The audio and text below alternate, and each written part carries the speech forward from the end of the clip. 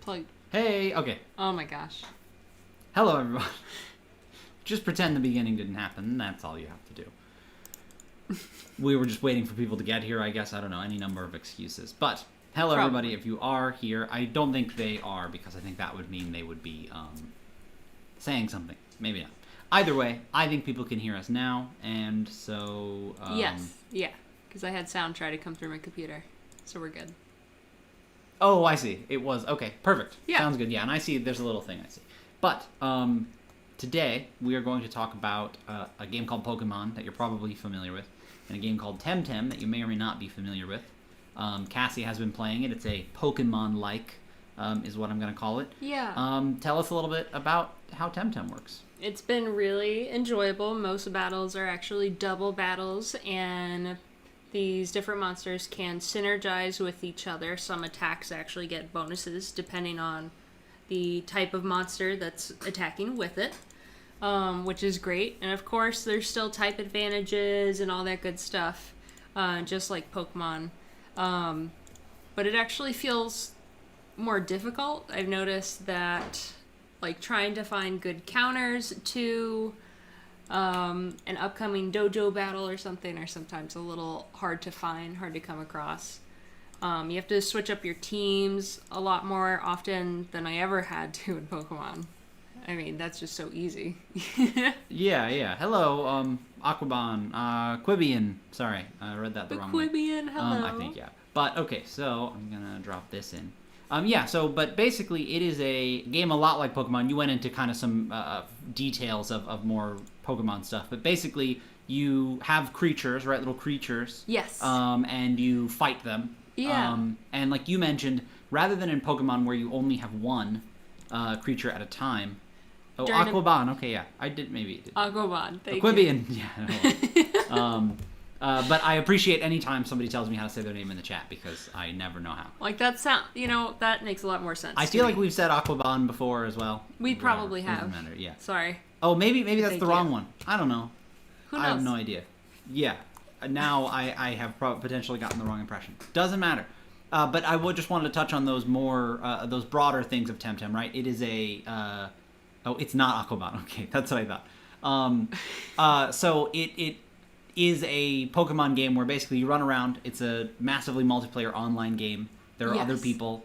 You got into the wild. You run into wild ones. You use a device to catch them. I mean, in many ways, it is just like Pokemon. Yeah. And like in style and content, and in many ways specifically designed, it's very different than Pokemon.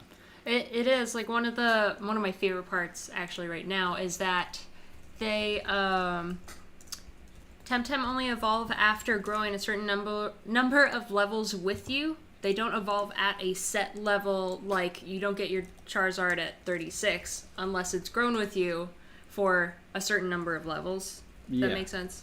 I really like that. They also introduce the breeding center really soon and make it pretty straightforward, so that's great. So you can start building and breeding a team that, is actually really strong. I really enjoy that.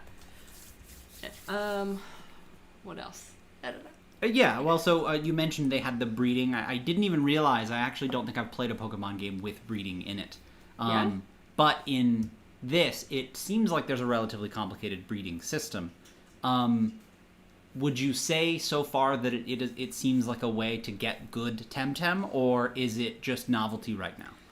What do you think of the breeding system so far? I think it's actually really important. Like, you want to have a team that has very good single values, which is some of their stats, right? There's SVs, is that the single value?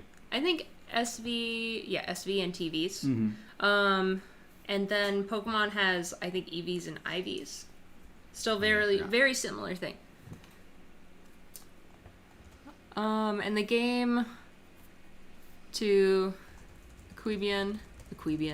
the game definitely relies more on breeding than Pokemon does, which is awesome. That was the next question I was going to ask. Basically, does it seem more helpful and useful than in Pokemon? I don't know much about it in Pokemon, but was it worth a darn at all? Did you use it at all in the last one you played? No. I did Pokemon Sword and Shield last, and no. It's in the game, but you didn't play it. Correct. So yeah, it was just like not worth it. You didn't even waste your time with it. Whereas in TemTem, so far, it does actually seem like a way to get good TemTem. Absolutely. Like those SVs, I can feel that they make a palpable difference. Having a monster that has high stats is really important.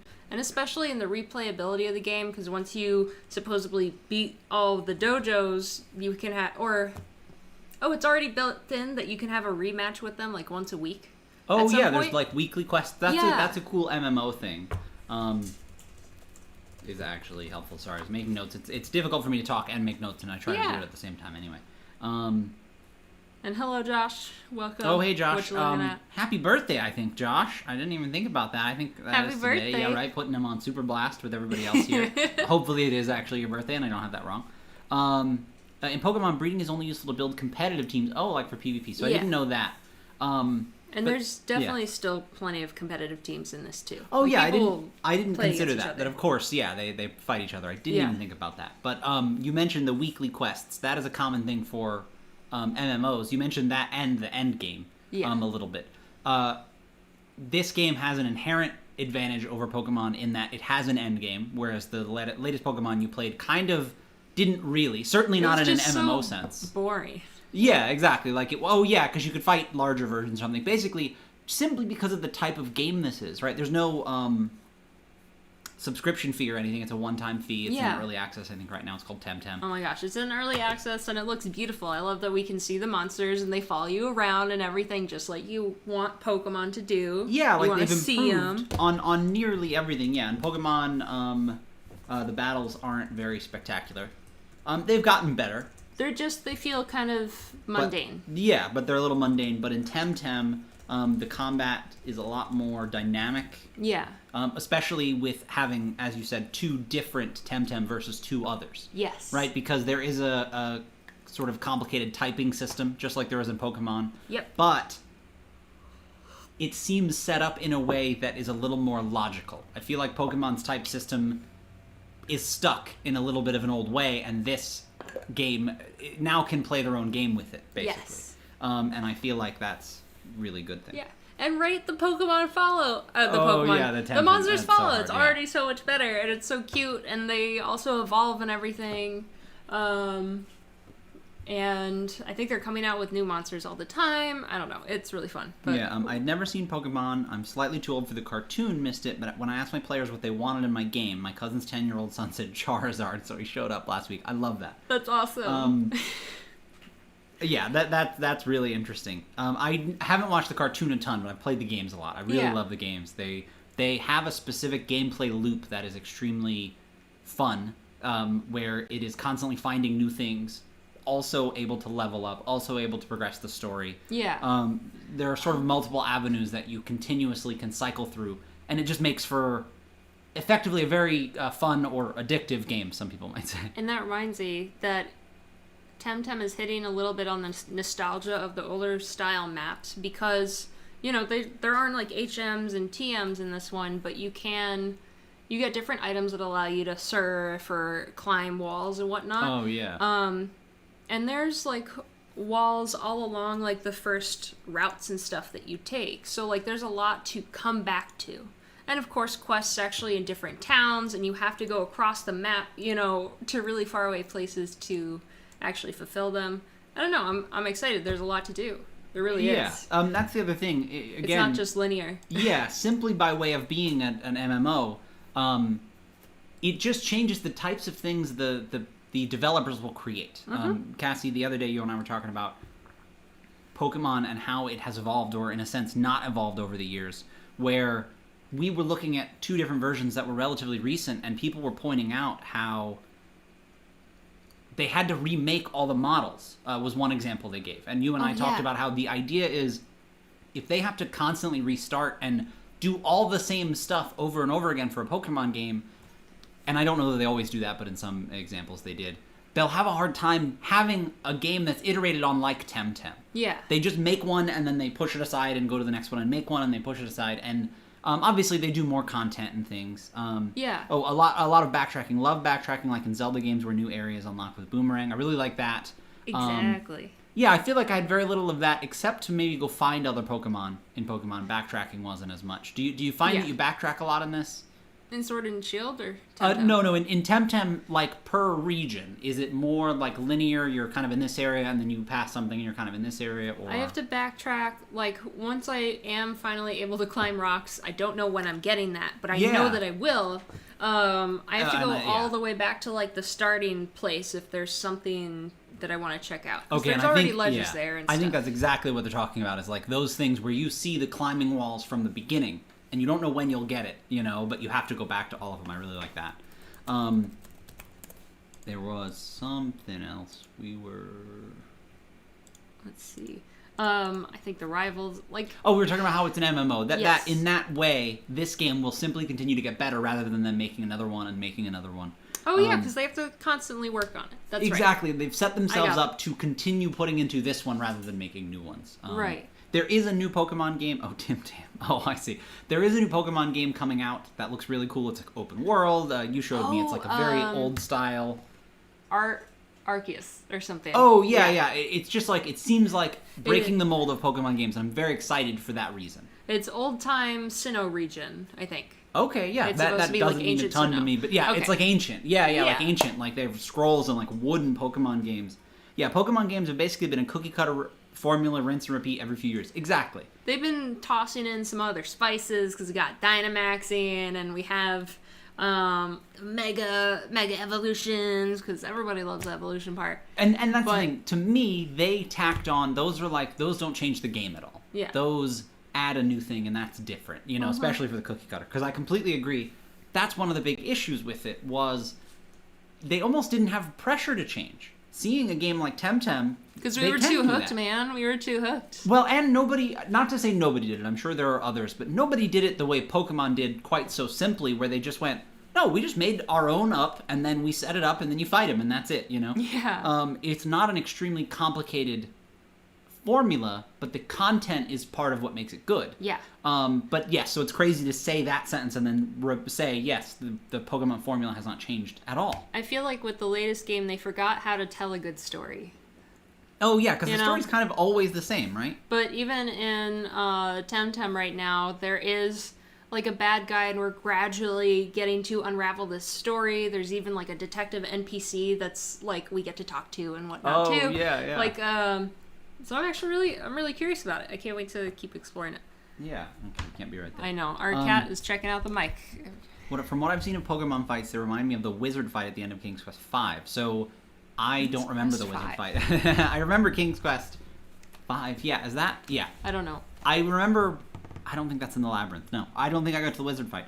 Pokemon monopolized the monster catching genre. Exactly. Because yes, it is just the monster catching genre, but it's a bit like Band-Aid now, where I say Pokemon-like because yes, you know exactly what I mean, but I do feel like there's so much room to move around in that play space that TemTem is just the beginning. Yeah. It is the most like it, but I think that we can use the same formula and make an interesting game that is not catching monsters. Yeah. Right? Like, I don't know, right? That's the design of a cool game, but the idea that there is something to, I have my collection and you have your collection, but the collection isn't of cards. There's a story about collecting them. Mm-hmm. Whatever that is, you know, that can be all manner of things. I think that's great. Yeah, this cat is just, nobody can see her, but the cat keeps trying to rub on the microphone, so, yeah. That's ridiculous. Trying to get her to limbo under it instead of, rub right up against it. Exactly. Nice. But, okay, so I wanted to ask you a question. Would you... Me or the audience? You, Cassie. What if I ask you this question kind of without context? Okay. Do you feel like TemTem is balanced? So far, yes. And does that mean something to you? Did you have any concern? Have you ever considered, while playing the game, I wonder if this is balanced, or if you ever felt like it didn't feel fair, or anything like that at all? Has that concept even entered your brain? No.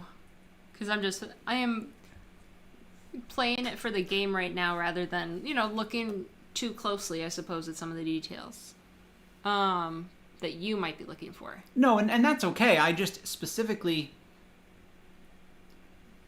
It's almost a concept that doesn't apply to this game. Yeah. Everything's very clear. Why did I lose? Well, it did double damage because it's a type difference, right? Like, it's almost... pure in that they almost can't fake what happens. You're never surprised by why you lost. You might walk up to something and go, oh wow, I didn't realize that was going to be level XYZ. Yeah. But that only happens once. You run away or whatever, you get defeated and you come back. In a sense, the game is a puzzle, but you have to be strong enough to pass. But you can't lose. There's no dying, right? You lose all your TemTem, you go back to the place and you come back. Yep. We just have to, in my opinion, state that up front so that we all realize there's no failure in this game. We fail when we stop loading the game, right? NPC says, Path of Exile has a cool take on Pokemon-esque gameplay. I didn't know that. Path of Exile is a game I thought I know. I don't know that one. I'm thinking Kingdoms... Oh, okay, I don't know that one. Oh, a free online action RPG. I'll have to check that out. Oh, cool. My cat is rubbing on my computer. But we say that about the fact that you can't lose because sometimes in a role-playing game we talk about failure, and that means a lot of different things to people, but I want to point out that in the game we have now, it doesn't exist, right? You can't fail. Right. You can't tell your TemTem to do something and it doesn't. It just goes, no, it doesn't work. What that means is it's maybe this isn't the exact word, but in a sense deterministic. It's an equation. You just plug in the numbers. Your numbers aren't high enough to beat their numbers. Really just belaboring that point because that means the game is broken down into math. You can put story in the middle and you can do other things, but at the base level, you go out to get higher numbers or to make your lower numbers higher. Yeah. To then go fight people's numbers, hopefully higher, potentially training something right now, making decisions based on type, talking about the numbers. Yeah.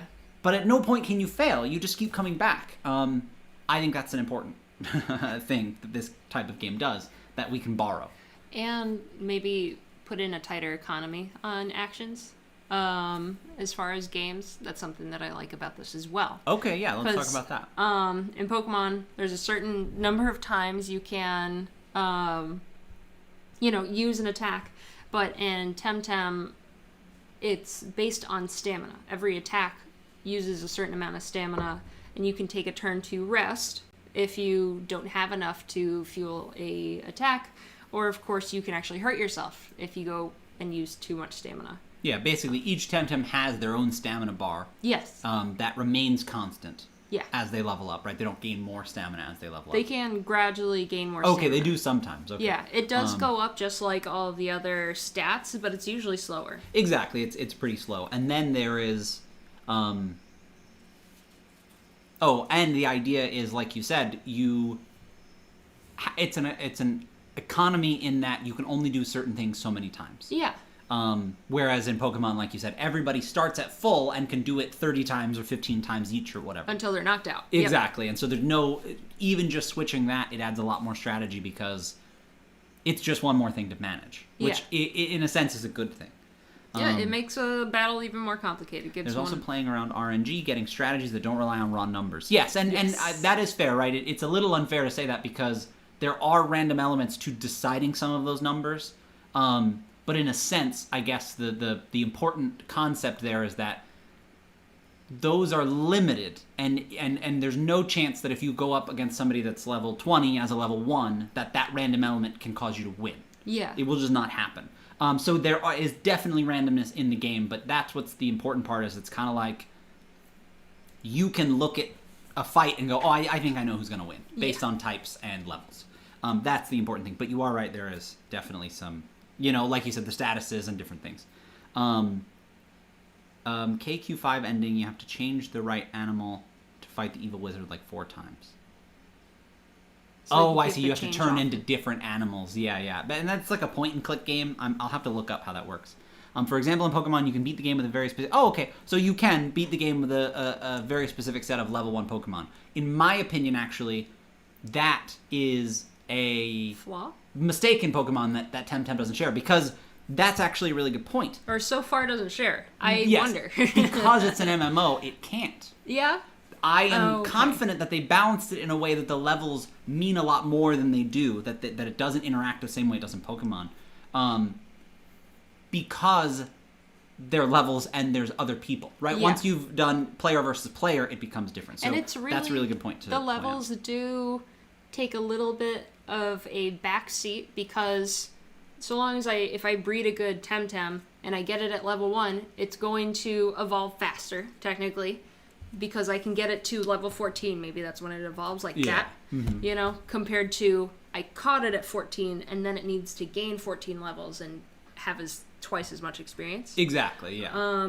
And the stats, how some of the stats change is by what TemTem you happen to knock out or catch. It's not just that your level goes up, your stats go up depending on the specific TemTem that you KO. Oh, okay. The one you attack. So when you attack one, yeah, you get experience based on what you did or who you attacked? Let's say, oh my god, I hope I'm doing this right for everybody. TemTem A is attacking B. A is about to be level 5, and with one last attack takes out TemTem B. TemTem B is, for this one specifically, you get a +2 to your strength stat when you level up. It's almost like a bonus you get. Yeah. It's like, if you level up on me, you get +2 to this. So that was a cool thing, so too. Can you see those bonuses while you're fighting? Like, are you able to say, oh, I want to make sure I level up on that one? Once it's in your little, like, Pokedex thing, you can see... Oh, it's per species. Yes. Like, they have the... Okay. There's a few things in the chat, but that is very cool. And I'm still learning a lot about it. We're going to talk about risk of failure, NPC. If the AI could understand what your level 1 gimmick is, it would easily adopt. Oh, okay, yeah, like, that's the other important thing is, I think this game can be changed to patch things like that, and in that sense, that is like a bug, almost, you're describing. That doesn't mean... That's an interesting part, right? On my doc, I put this balance in quotes, right? I did that because there's an argument to be made there. That's doable in the game, what they shipped. You can do that, right? So it's viable, it's fair. It's within the rules, but it was an accident, probably. I don't know the exact details, but I believe it was a mistake. That's important because I feel like we should treat it as an accident whether or not it was shipped with the game. Yeah. Not that you're saying that you aren't, or that you shouldn't or anything, but that is the difference. That is what's really important, is in TemTem, it is more balanced, and they can add more updates later to keep it balanced. But there's an argument for Pokemon being balanced within itself. Doesn't matter. Anyways, the NPCs. Yeah, so it's just a matter to isn't risk of failure and consequence an integral part of the game? In a sense, but like I said, let's talk more about failure in TemTem. I've never played a game like this, but it seems like it'd be more fun if everyone didn't know every creature available. I guess, I don't know what every creature is out there. I haven't looked at, like, yeah, there is a really big part of it is the discovery.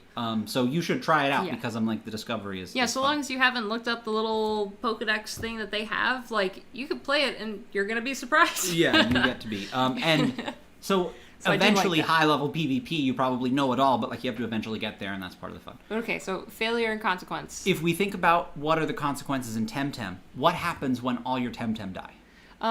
So it is very similar to Pokemon. It whites out, you pay money, basically because you lost the battle, and then you go back to wherever your last little check-in station was, where you last healed. There we go. Right, okay, so I'm here, but I've only played Pokemon on my Game Boy and I've never heard of TemTem. So Pigpug, hello. TemTem is a lot like Pokemon, but we're talking about failure right now, and I have put this off like 3 times, so hello. But hello. The important thing is you pay something. Yeah. But if the game ended there, right, if it was an Iron Man mode style permadeath, if you lost all your data, you wouldn't want to play that as much. Yeah. Because you're going to lose battles. Part of the game is losing, which means that you have to lose sometimes. Now, we're talking about failure, right? In this game, the only type of failure is losing all your TemTem. And then you pay. Now, some games hand-wave this by saying, oh, we found you in the caves, and we rescued you, and we took your money, or your money was missing, whatever. Some games don't talk about it. Yeah. You just paid money, and you're here, and hey, you start over. That's it. And you could say, I think failure could be built into a good story. I was thinking about how, and remember I told you I was just playing TemTem the other night. I failed the battle, which I don't think it mattered whether I won or not. But still, the airship that my character was in went down. And stuff happens, and eventually I lose all my own TemTem. So then I'm stuck with this other team. So it's a consequence of a bigger failure outside of my control, I suppose.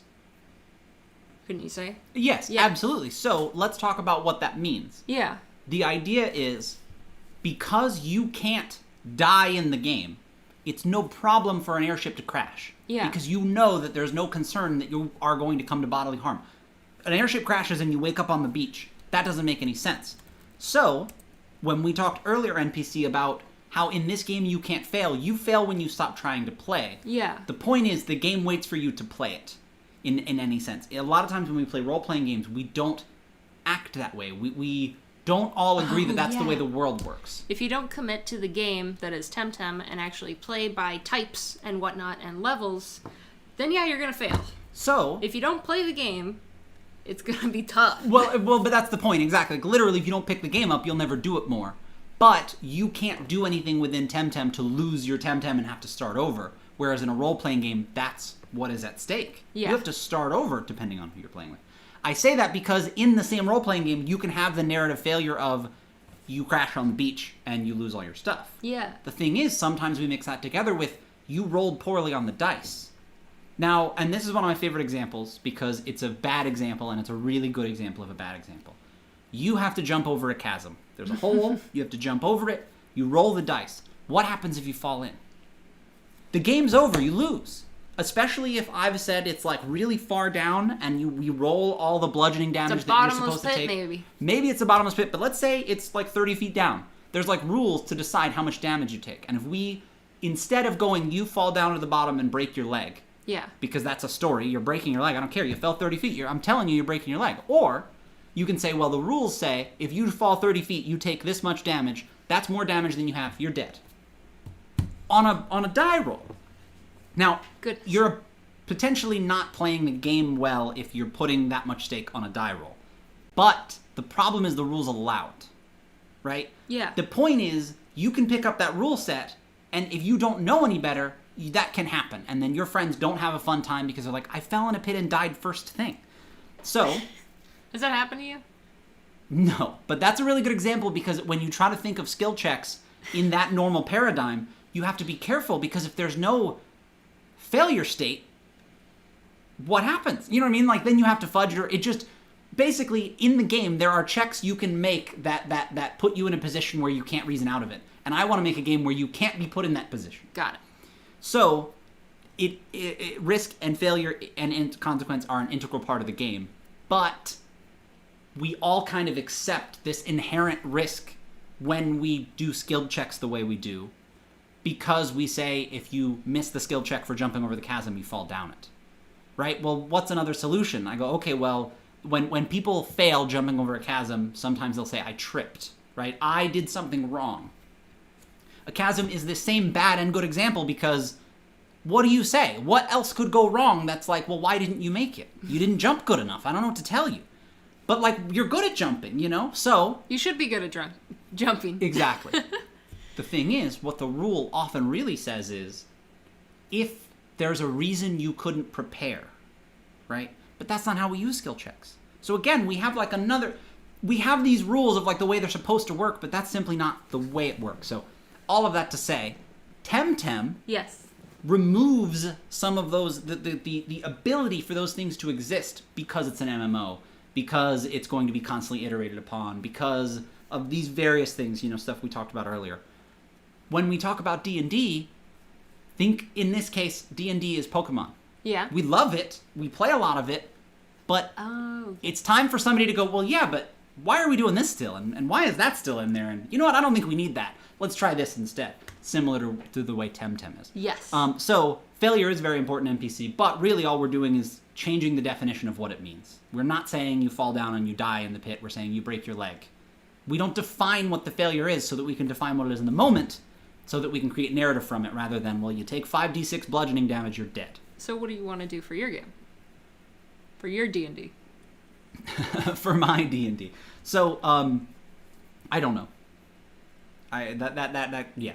It's not important. But we did promise a few things. Well, I was going to say, we promised a few things. We also, there's also the aspect that if you don't learn from your failures, you keep losing the same NPC, e.g. not learning why their water beats your fire. Yes, Yeah. That as well, where that's why I say the game is more like a puzzle than I don't want to say it's not skill-based. I don't know how to say it. Like, it's just a matter of doing the math, right? Like I said, you get there and, like, you have to learn from it. You got hit, but, it says you took double damage. You go, okay, I have to make sure my damage isn't doubled against me. So if it's fire and water, I go, well, I need to not be a water Pokemon. Yeah. Or TemTem. That's my hardest thing is, So that concept is like, it's, the way I describe it to you, Cassie, is it's a matter of doing it. You just have to kind of reason about, but some games you have to press the button at the right time, and that's So, okay, and we'll talk about that. So, also there's the aspect that if you, don't learn from failures, and the NPC says, makes sense, fail equals hindrance toward the goal equals more story. Yes. It's almost like I hate using the word failure because it has become so loaded to mean I did poorly. Yeah. And that especially is what I want to divorce it from. Okay, Big Bug watched a whole 3-minute video about TemTem. Well, this was, very far from that. But okay, so for the chasm analogy, if you fail the skill check, instead of you die, you learn this skill won't work. You have to find a different way over/around this chasm. Yes, right? So you have now changed the constraints on how we can make a skill check. Now when we make a skill check, if we use this rule, the skill check is on deciding how we can get over a chasm, right? What ways can you think of? We could build a bridge. You could try to jump over it, but that's probably stupid if you have a bridge, right? Yeah. What you've done is you've backed it up to go, well, yes, if falling down means we die, we don't put ourselves in that position. But D&D is set up with a jump skill, not a should I use a bridge to cross this chasm skill, right? So absolutely, that is part of the issue, I think. Do you want to talk about Infinity Train? Yeah. Okay. I'll show off a spreadsheet real quick. Yes. Just with a cool thing. So I have a spreadsheet that I have been working on. It's very zoomed in, so we'll see how that goes. And I don't know exactly what you can see. So you can see my sheets at the bottom. So there's like some stuff I want to do. All of these are empty. But this one I've been working on, and I did what I think are some cool things. For playing online, I wanted to be able to have a shared state that everybody can look at, right? I can see your character sheet and whatever if I'm the GM. I can also use values on your character sheet in calculations. Right. These are all things spreadsheets can do. Google Sheets allows us to do those things in a spreadsheet at the same time, right? So basically, Roll20, but instead of a map, you have spreadsheets. The other important thing is you can apply functions to spreadsheets. I can click a button and make something happen. Right. So one example is for this game, that my character name in this game is Fancy Pants, and my player number is 2. That's another example, right? In this game, you have player numbers. The GM can click a button and choose a random one of the people at any time. Yeah. So my mind skill is the sum of these things. So if I change this to the wrong number, it tells me that that's wrong, right? We've introduced validation, where I can see at any time if my spreadsheet is correct, my character sheet. If I have 2 here, I have to then put 2 more somewhere else. And then it's valid, right? So at any time you can see how it works. This one, if you have a higher knowledge tier, it automatically shows, it's very like a notation that shows what level you have. It's just a quicker way to visualize what it looks like. Knowledge tiers are, instead of like rolling for like religion, knowledge, when you are at the scene, if you have the level 1 tier, it's, hey, you have this knowledge. It just happens. It's passive. Yeah. Or, hey, you have level 1, there's knowledge here you don't have in level 2. If you return here, you'll be able to get it. And then probably my favorite part, which is you can do damage and healing. And so this shows this off as well, where I can change the amount in this cell and then click a button, and it will apply. It took 10 damage away from that and reset my amount. And then I can do 8 healing, and I can go, okay, apply healing. And then if I accidentally do too much healing, it will upper bounds of my maximum. And then if I do too much damage, it's the same, goes to 0. So the point is, you can make playing the game easier, which is only somewhat helpful in a spreadsheet until you realize that it's so much easier to prototype games. Yeah, would you prefer this over D&D Beyond? Not necessarily as a perfect end game, because you have to build all of the tools yourself. Yeah. But the point is, I can build some of the rules of my game into this and make it easy for you to build a character and do things, and I can more quickly get you up to speed on how to play my game, because I've put formulas in place, right? I don't have to teach you every rule, so that I can play test it. Yeah. I've just shortened the amount of time it takes for me to make a game, share it with you, and we play it together. it does have the added benefit that if it works the way I think it will, it'll be really cool and fluid and fun, but I wouldn't necessarily compare it directly to something like D&D. Fair. I do like the idea of maybe actually getting to see other people's character sheets as well. I feel like that's something that's not often done, like sharing character sheets. And imagine as well that as part of their character sheet, because there's something called the party sheet, so it would have all the different people on here. You would also have like descriptions of them. So if you had a robot arm, it would say it on there. So now, if I'm looking at the party sheet with all of our different things, scar on eye, obviously this would have even more data. But the point is, now you look in here and you can see my character. Yeah. And at a glance, you can fit me into the story, the things that you are sort of improving. Because you remember by looking at this that I have a robot arm. Oh, yes, I forgot you got it torn off. Now you have the... I'll rope that into the narrative now. Because I can see it so clearly. I can see that you're wearing that, new brooch. I can see that you're limping. Whatever it is. Yeah. In a sense, by looking at this sheet, I get to see your character. Because you kind of update it with your current status. I feel like it might allow for a better synergy between characters as well. Yes. Because then you actually know what everybody's kind of capable of doing. Which if you're playing with strangers maybe the first time and, like, you don't know each other that yet, it's hard to just naturally synergize, Yeah. So I think having tools like that just makes sense, actually. Yeah. yeah. And exactly. I think that it could be...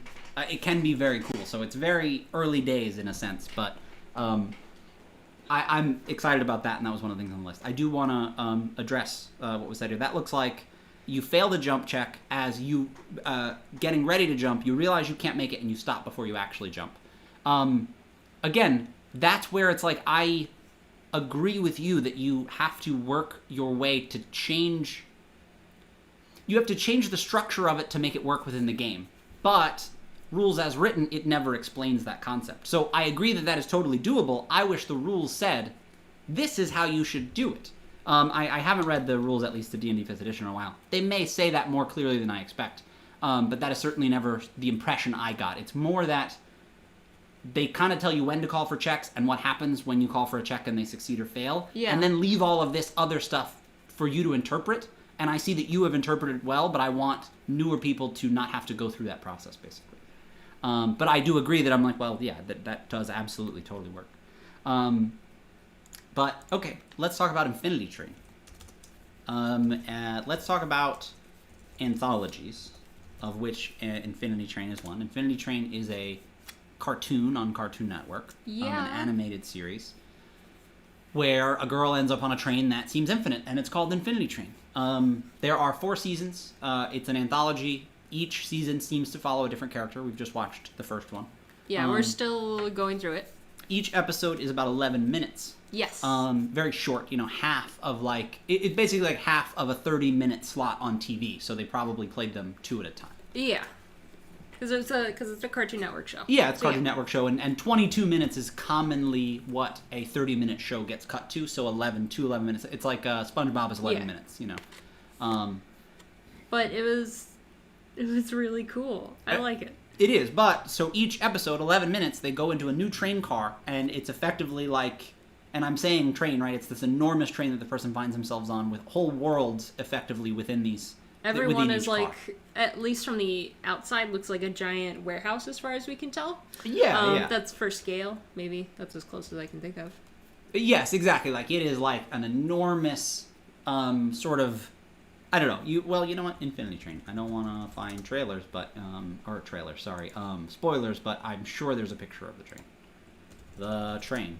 I don't know. Huge train.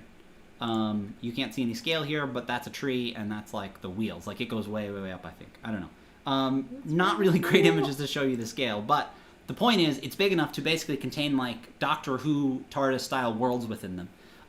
And this particular character is trying to work their way through all of these cars. But what it means is every new episode is a brand new world with brand new characters. Yeah. And it means that you get to see so much. And you get to have like a sort of self-contained... You get to have so many different stories. And exactly. put the characters through so many different events. And you get to, slowly... Oh, that's a gift. That's cool. You slowly get to pick up more characters. constantly changing environments. I'm going to make notes, actually. Changing environments. In fact, every episode. Lots of characters. Lots of lore. And it almost gives them permission to not explain things a lot because you know that another new thing is coming. It's something you just have to accept. Exactly. But that concept, something you just have to accept, if you get all of your players on the same page about something, this thing that I'm calling the anthology game, if you go in knowing, hey, we're going to do this, I have to spell it right, but we're not going to focus too much on the details of why this car is full of corgis that can talk. Because part of the game is not focusing on it, it's we have something to do, and we're kind of not worrying about all that. We just have to accept it, right? Yes. I say that because Same thing with Final Space. Yes, that's another similar one, but I'd like to focus instead on movies like The Labyrinth, for example. Every few scenes, the character, once they're inside the labyrinth, it's like they come around a corner and it's a brand new environment. Yep. Right? They kind of, the movie uses that as an element. I never really thought about that, but because they're in a labyrinth, through each door could be something totally different. It could be a bottomless pit. It can be anything because we're on an Infinity Train. We're in a magical labyrinth. We're in some sort of environment where we have to accept that anything can happen. Yeah. That means we can make a game where any environment somebody can design that way, where there's in any sense, a sequence of rooms or puzzles, you can make a game out of it. So I want to do that. I want to make an anthology game that has an overarching story, just like Infinity Train, but each section, whatever it is, it doesn't have to be a session, is an entirely different thing, a little puzzle, a little something that gives you more of the impression of the world, some crazy, wacky, left field stuff, and you have fun playing a role-playing game. That's what they did in Dungeons and Daddies. Kind of. There are separate episodes where one was football and the other was the judge thing, where they had a courtroom scene. They started theming their episodes to some degree. Oh my god, they did. Theming their episodes, and I think because it is a little bit easier, if you know. Josh, it's sort of like the movie Warriors 2. Same city, different area. I'll have to look that one up. Well, yes, and I haven't... It's been a very long time since I've seen Warriors, but I forgot exactly what that was in reference to. Oh, I see. Going to different areas like... as far as anthology. That's what's interesting is if you require people to accept that anything can happen, you can make... The next step is making those things almost seem mundane. Where because they're not fantastical. Each time you open a door, come around the corner in the labyrinth, she sees... we'll talk about specific examples from the labyrinth because I don't want to ruin Infinity Train stuff. Yes, that's a good idea. At some point, there's a really long hallway. This is like the very first puzzle, right? This would be the first room of our anthology game. There's a really long hallway and they can run... players can run left and right, and it just doesn't seem like there's anywhere to get in. Isn't she just trying to get... Yeah, she's trying to get into the maze. She's trying to get into the maze, and that's like the first. She goes through the door, right? She's met an NPC outside, then she goes in this part. And Hoggle. So then she hears somebody. Worm. Yep. The worm, right? So I just described to you... Jumping ahead, sorry. No, but that's exactly what happens. So your players run around in this part for a little bit. Then you hear a squeaky voice. What? Yeah, it seems like, it's coming from a little further down.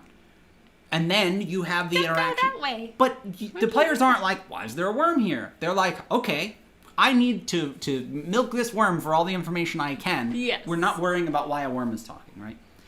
The worm will then slip in different narrative elements that will come back later. That might say things like, each interaction you then have in a room with an NPC in this way allows for you to build narrative, for you to foreshadow, say things, and guide. As well as make decisions. Yeah. Because the other big thing is, what I'm describing here is kind of very big and like, well, how do you make that puzzle, right? In a sense, what I've just described is, and I don't think this is bad, this is where failure is a part of it.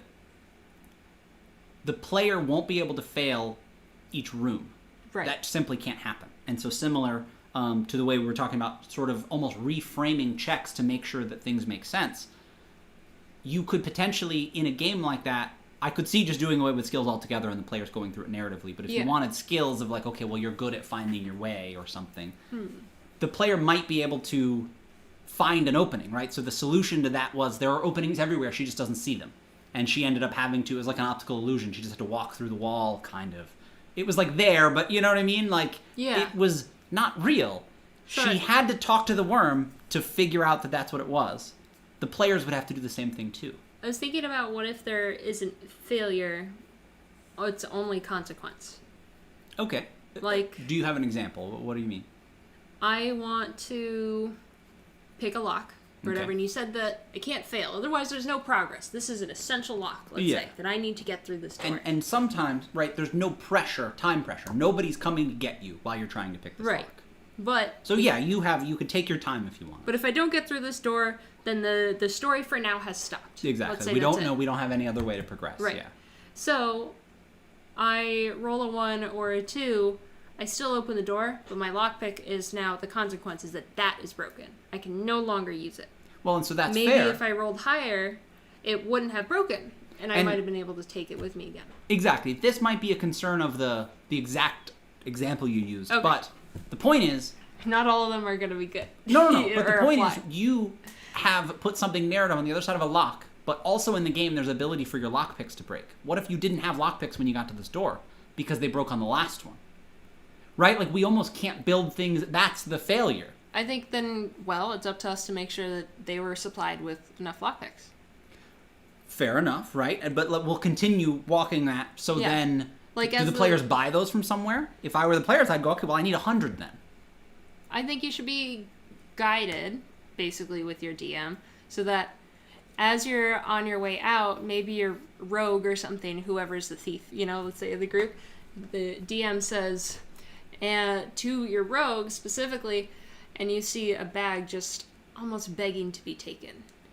Put in a nugget that the character shouldn't resist, because the DM is pointing out that is for you. Oh, yeah, no, and that's fair, but I guess what I'm saying and is let's say that contains 3 lockpicks, there's 3 doors. In this narrative. Yeah, okay. So basically they can only unlock... And I see what you mean, but that's where I think you shouldn't be able to fail picking the lock. And that's more what commonly happens, is you fail picking the lock if somebody's coming to get, if there's time pressure. That's how it is now. Yeah. The reason I say that is a lock is dangerous because what if you don't have somebody in the party that can pick a lock? Right? You have to do it some other way. Still try. The whole point is to still get in, right? Okay, yes. So that means anybody can pick locks. That's better. Yeah. Right? And that's where it's like, well, yeah. We could, of course, give the option, like, hey, there's a window or a semi-shattered window near the door. Maybe you can put your arm in. You can still give other ways in. Yes, and that's what's important, right? You have to plan that. Because, and that's, I think that there's a way to avoid all of that. Okay. Because then suddenly you're having to work backwards and plan how many lockpicks you need versus how many doors. And I think... that we are trying to avoid that. Yeah. Whereas, yes, I think that we could make a system where each time you can effectively do the same thing without having to keep track of it. Right? Imagine if that were possible. Imagine if you could get the exact same effect that you have 3 doors in an area. Yes.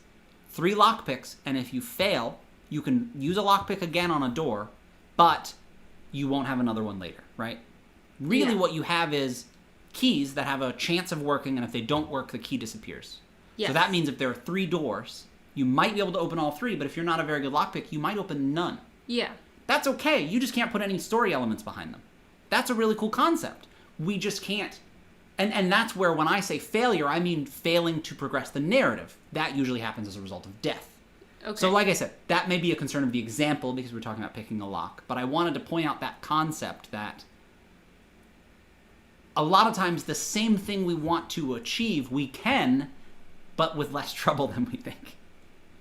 I think it's more like, let's simplify it. You just need to do yes and. Somebody wants to pick a lock and say, okay, go for it. Well, yes, and that's why picking a lock is such a very specific example because it's not actually a skill-based thing all the time. I don't know. Lockpicking is not a skill in D&D. You roll to do something and you have your thieves' tools. Maybe it is lockpicking. The important thing is... We can move on to a different example. I think that's fair. But because you're right about, like, you should... I thought I was taking out failure by just saying it's not about failure. There will be a consequence. The lockpick will break, but you're still going to make it through that door. Exactly, and that is very common. That concept does work just fine. Yeah. There's people call that failing forward. And the point is, hey, you will always succeed, but something bad will happen. Yeah.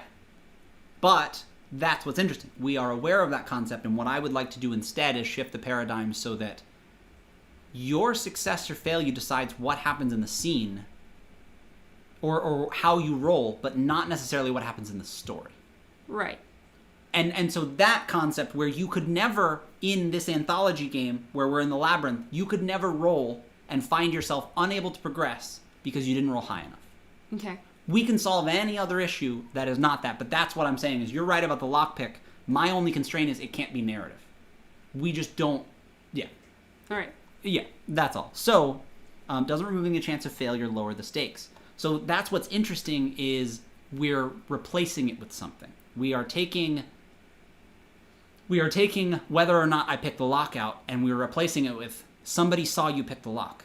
To me, it's far more interesting if instead of failure, you have, in that sense, consequence. Yeah. Right? But and actually, we can tie it exactly to what you're saying. It is consequence instead of failure, but it's not as a result of the action you took. It's not breaking your lockpicks, it's somebody saw you. Do you see what I mean? Yeah. Where, right, you've now taken a narrative thing. So, Josh, to that, doesn't removing the chance of failure. It's not that you... It's this word failure. It's not that you can't fail. It's that failure to me means you can't progress. And if you can't progress, we're no longer playing the game. You can not succeed at things, but you can never fail narratively. If you break your lockpicks on the door, there will always be another way to open it. There has to be. We just stop worrying about that. Because, like, basically, if you're faced with an obstacle, you'll always have a way to overcome it. So we work on instead on overcoming it. So like in Infinity Train. Yeah. Right? Like, sometimes she has to do things. And it's same in the Labyrinth. She has to pick a door or do something else. Yeah. And in fact, in the Labyrinth, we have another thing that we could bake into the game that we often take out. In Labyrinth, do you remember she tries to make a path for herself by drawing with lipstick? Do you remember what happens? Yeah, there's like some little imps or something that take the tiles that have her arrows on it and then turn them in a different direction. The Labyrinth cheats. Yes. Does not allow her. So if, as a part of it, your character goes, oh, well, I have candies and I want to leave them, they think they're clever, I now feel comfortable baking into the game, no, you have to solve the problem here. Yeah. What's interesting is when I say, okay, Han Solo bumbling the report over the radio in Leia's jail, so he shoots it. Okay, let's talk about that example. Do you know that example? Han Solo, they beat up some stormtroopers, and they are trying to sneak in, and somebody calls over the radio and says, hey, what's going on? All right, so we're now in the game. You're playing Han Solo, and I go, okay. Somebody says over the radio, hey, what's going on? What do you say? I can either leave it up to you to say what you want, or I can call for a check. Well, we know the type of person Han Solo is. He didn't roll poorly. He was just himself. Yeah. In my opinion, no matter what Han Solo rolls, he says, what does he say? Things are fine down here. How are you? Like, he just makes like an ass out of himself. Yeah. That's not as the result of a bad roll. That's a result of a bad life. So that is a good example because, I don't know. Of a bad life? Yeah, in a sense, Han Solo, in every permutation of that, will say that. Because otherwise he's not Han Solo. So in a sense, if we put that sort of thing on a die roll, we remove a story moment for a character. Because I don't think that really comes back later. Like, that's not some Chekhov's gun where it's like, if he had said the right thing, they wouldn't have, It's just a fun moment. Yeah. So what if instead I told you, what you say won't hurt you? Somebody calls over the radio. You are a sort of, I don't know, you're Han Solo, right? Good for nothing, scavenger, or not scavenger, smuggler. What do you say? What's my predicament? Well, exactly. You have just broken into the base. You beat up somebody. You stole their uniform, and now your radio crackles to life and says, "Hey, Joey, what's going on?" what are you going to do? All clear here. Right? All clear, but you don't know what his voice sounds like. Maybe you beat up a woman. The thing is, you might say, if you are, depending on the type of character, you might try to fake the voice. You might say all clear here. You might try to get the guard's attention and make them say something. This situation plays out differently based on who you are. Yeah. We've never rolled. I just ask you how you would handle it. That's how we get the Han Solo moment. If I ask you how you handle jumping over a chasm, or rather getting over a chasm, you can apply the same thing, but that's more like what was mentioned earlier. You back that off. You go, okay, no. We're not going to roll to see if it happens. Yeah. We're going to roll to see if it can happen. Like the chasm. Yeah, so in the anthology game, that's why I mentioned earlier, we may take out checks entirely. Because what if instead, there's an example that I can abstract enough. Yeah. You get there, and the mayor of the town says, is just like, everything's great here. No problems, nobody's bothering us, everything's good. The only rule is, like, don't make a fuss, right? Yeah. Somebody that you're with starts making a fuss. What do? You have a companion that potentially has something, I keep hearing my daughter's voice. I know they're hiding her somewhere here. They're turning everything upside down. And all the mayor asked you to do was not worry about it. Hey, play it cool, bro. What do? Oh my god. A roll cannot resolve this situation. You have to go talk to people. You have to figure out solutions. You have to see what's going on. Okay, hey, get everybody together and we're going to talk about why he's hearing his daughter's voice. The thing is, for each of these characters we've compiled, we have some idea of the way they act. We know that they're brave or cowardly or like Han Solo or not. Han Solo bumbling shifting away from the G in RPG for the sake of RP. In this case, right, because the point of this game is to see all the rooms and to finish the narrative. So in this case, absolutely. The thing is, it's still a game in that you have to make the right decisions. The things you do still matter, just like when you're playing a game and what you're doing is you're clicking on text options. But one of them makes the person mad at you. One of them makes the person happy with you. The actual playing of the game is the game. We've removed the number elements. But you're going to fall asleep going, man, that tortoise mayor is really mad at me because we couldn't find a compromise that allowed us to find the guy's daughter. He turned the place upside down and they kicked us out. Yeah. That's what happened. You failed that quest. But it's not, I missed a die roll. I could have done something different. I should have spoken to the so-and-so, right? Because we've set it up that way, and because we know that's what it's going in, I can then prepare something that facilitates that. That would be other people's next concern. Yeah. Now, if I prepare something in the right way, you basically, in a very broad sense, branch through it like a choose-your-own-adventure story. That's what an RPG is at this point. Yeah. I feel like that might be a good way to actually have people want to use whether their character is neutral or good or chaotic, because if it is very too math-focused, I don't think D&D, the games that I played, aren't that focused on it. I'm not really concerned about that. But, I don't know, I feel like that never really comes up. What? Like, it doesn't matter what my flaws are, or if I'm neutral or good or chaotic, evil or whatever. Yes, and that's fair, because part of it is that's alignment. Yeah, and alignment, thank you. Yes, and that's the thing. It's in D&D, and it is for a reason, but most people that I play with, many of the games I play in, we just don't worry about that. We don't use alignment. It never comes up, like you said. I don't even write it on the sheet, because if somebody's like, it doesn't matter. I'm, going to make my decisions in this moment. I play it. I'm basically writing a game that plays more like the way I play D&D already. I think it would be more fun if it did matter. Yes, exactly. Yeah. So in this case, imagine instead that on your character sheet you have something that instead has to have the last word. Yeah. Well, that in itself is not necessarily a flaw, but it is if somebody else feels the same way. Oh my god. Do you see what I mean? Like, we are now creating emergent situations where you're not necessarily the jerk, but one of the things that you are more prone to doing is making the circumstances of this situation bad. Yeah. That sort of gives your character now guilt instead of HP loss. The thing is, right next to this, you can still have skill checks, and you can still have like mechanics and things. It's just that we're not applying them to these parts of the game. We're just making a new structure for a different part of the game. Have on your sheet vices and virtues instead of alignment. I like that suggestion. Yes, exactly. I have this concept of something called an identity, and the way it works is you list things about your character. We'll wrap up here in a moment. I just want to show off this one thing because it actually shows the example perfectly. What I am going to hopefully eventually find and pull up is the not the thing. It's a thing I call the identity pattern, if I can find it.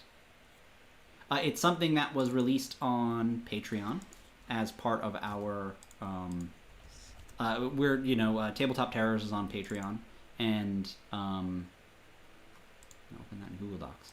And just because there's like a bunch of docs in the background. Basically, this is something that I wrote that was released to patrons that I'm going to show you and talk about, but they allow stuff like this to be created. It is just not going to open. I have a PDF on my computer. I'm very sorry. I'm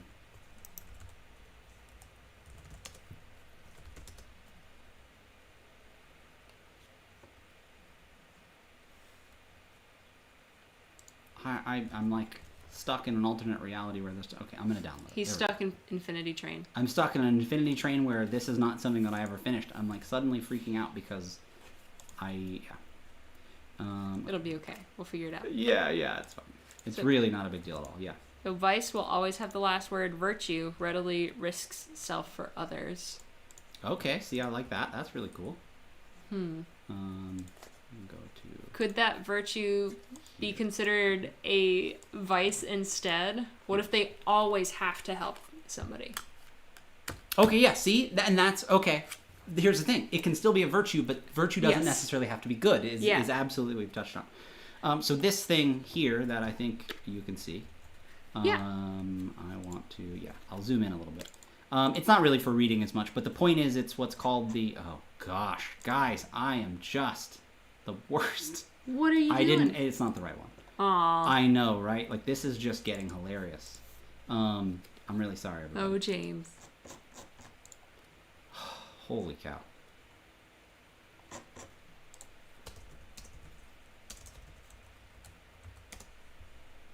Just going to open Google Doc. I'm really sorry. I thought that was it, and then it was a preview that I shared instead. Here we go. Okay. Oh my God. All right. This is not going to be worth it, I promise. This is your vice, James. This is my vice. I just have to get it right, and I can't refuse. Man, this is an old... I'm just so mad at everybody. All right, so it doesn't matter. You don't have to see it. I get to see it instead.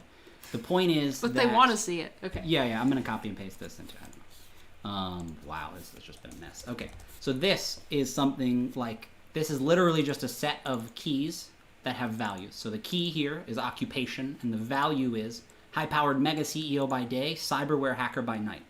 Right? This is part of an game agnostic tool that you can use to make an identity for your character. So outside of all your stats and how strong you are and big you are, separate that entirely from who you are. You're not a rogue with 18 strength. You are Christina Petrova. Sorry. So the point is, you have this, but what you've done is you have said, hey, what if instead we had vice and virtue? Now, the point is, I think that we should have all of these things. In a game where it matters, we should have your upbringing. Born in the slums, forced child labor programmer, low-throughput mind tap university. Cool. This is all extremely thematic to a world that doesn't exist. But it gives you the impression so much. So instead of alignment, consider that just like that with the vices and virtues, but it's not just those two things that live on your sheet. It's a set of things that matters about you. So if you gain a new thing, you would add a new section of this. And just like we talked about earlier on the spreadsheet, these would all be things that show up. Your robot arm, the scar on your eye. And so in that way, yes, just like the you mentioned the vices and virtues, and there's a bunch of stuff. TLDR, vices aren't always bad, always gets the wrong file, But the point is, with something like this, if you create this, you decide what your keys are, the things that are important. You create it about yourself and all the different players in your game. Yeah. You just write down the same things. You can then look at that of other people and be able to say things about them without missing a beat. and this also allows you to more readily RP more than RPG in a sense. I still think that it is very helpful, like, to have mechanics and stuff. But the point is, like, it's still a game. I know. But this gives you so much more to sort of grab onto, I feel like. Well, how much of the community you think wants, like, more of an RP and less G? Well, and that's what's interesting. I think that that just like board games. Yeah. I want to play it, so I'm like, I am sure that if I make it, I will find some amount of people that are interested in it. The point is whether it will ever be, extremely popular. It would be cool if it did, but it's the sort of thing where if one person plays it, I'm happy with that. Because yes, who knows? Yeah. I don't know what people want. I know what I want to play. That's all. Okay, so this has been a lot of fun. We got to talk more this time about things that I liked. We got to talk about a lot of TemTem, Pokemon, a little bit of Infinity Train. I plan on putting that together as more of a... That's still really raw. We gotta think about it for a Yes, little bit exactly. longer. That's the basic idea of a game I'd like to put together where you can have these different encounters and stuff. But this has been a lot of fun. Yeah, and Josh, I'd be curious, maybe next time we catch each other, I'd be curious to see how much more G related it is, because I'm still relatively new to D&D. I don't have a good reference of that, and I would like to see that side of the spectrum. Yeah. Because it sounds and it sounds more like there's a lot more crunch is what you want, Josh. And I think that a lot of the things we described don't preclude that from also existing. They just live next to it. Yeah. So that's the important part is anything I didn't say as far as mechanics, you could have, as crunchy or as light as you wanted.